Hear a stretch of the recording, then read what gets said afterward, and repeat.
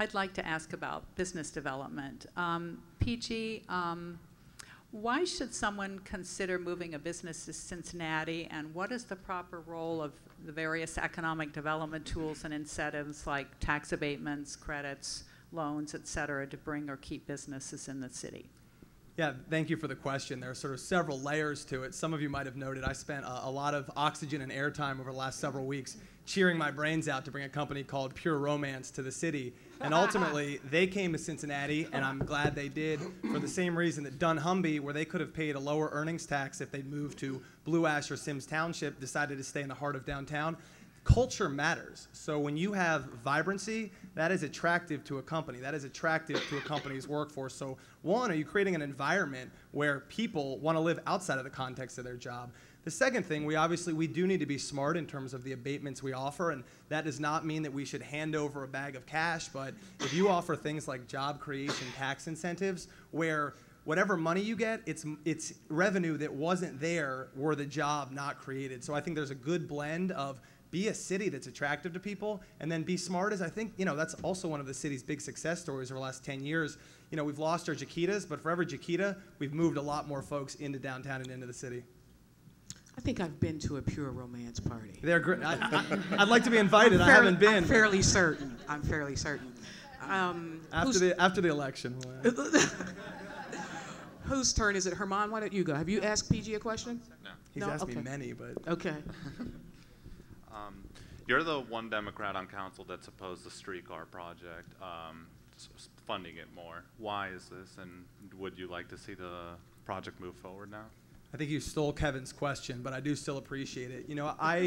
At the end of the day, I don't get to vote on an idea. Do you like this idea? Do you not like this idea? I vote on the concrete reality of a proposal that's brought before me. So when you bring something before me that says, we have nearly $20 million in cost overruns, this wasn't accounted for, I'm not going to hand over a blank check.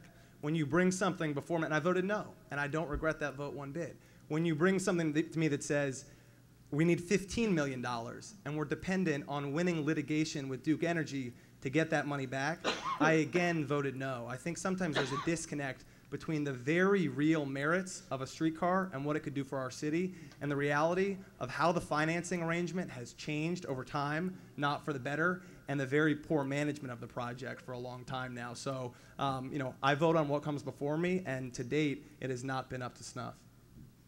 Nice. Kevin Osborne? Well, that wasn't quite my question, and I'm going to try and pin you down a little bit more. Please. Part two. Part two. The way I look at it, if you're reelected, you potentially could be the swing vote to cancel the project if John Cranley's elected mayor. Who's on council in this scenario, Kevin? We'll see. If you were given the opportunity presented to you to vote to cancel the project, how would you vote? Again, look, I now have a 2-year record of streetcar votes. I voted no. That's not a big secret. I've said this because I think it makes for a good sort of soundbite. I'll scrap the whole streetcar project. It's a lot more complicated than that. A lot of money has been spent. A lot of contracts are there. So I continue to vote on what comes before me. If the federal spigot were to open up, as was the original promise, this was originally supposed to be roughly 2/3 non-local funding to 1/3 local funding. When that ratio gets inverted, a council shouldn't pretend it hasn't been inverted. Thoughtful decision makers and leaders are allowed to reevaluate facts as they change. So, it depends on what the vote is. And, when you're in chambers, you don't get to hide behind your vote, but it's such an impossible hypothetical. I look forward to you writing more articles about what it would actually mean to unwind the streetcar project, if it's doable, and we'll see who's on council at the time. But I'm not going to write the project has merit. I'm obviously not going to write blank checks.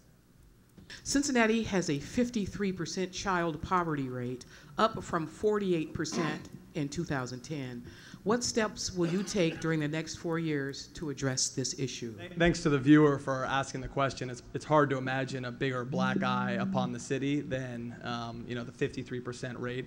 I do agree that if you want to be systemic and not just apply Band-Aids, you do have to involve your school system, your education system. And though I work very long hours in my council perch, I have another job working for an organization called the Community Learning Center Institute. And our work there is taking Cincinnati public schools and making them round-the-clock hubs that have after-school programming, health resources, continuing adult education. And I think, to be honest, a lot of people are critical partners to the school system and have helped make huge gains. Last week, we opened one of the first sustainable on-site dental clinics at a school. It also has an eye clinic there. That's the sort of thing that makes a child healthy, supported, able to learn. It's a game changer. The city, honestly, when you think about this community learning center model, a lot of folks in the civic space are playing a very important partnering role. The city has so much more. Without adding, new expenses or raising taxes, there are better ways in which we can deploy our existing resources toward community learning centers. We've got to do that.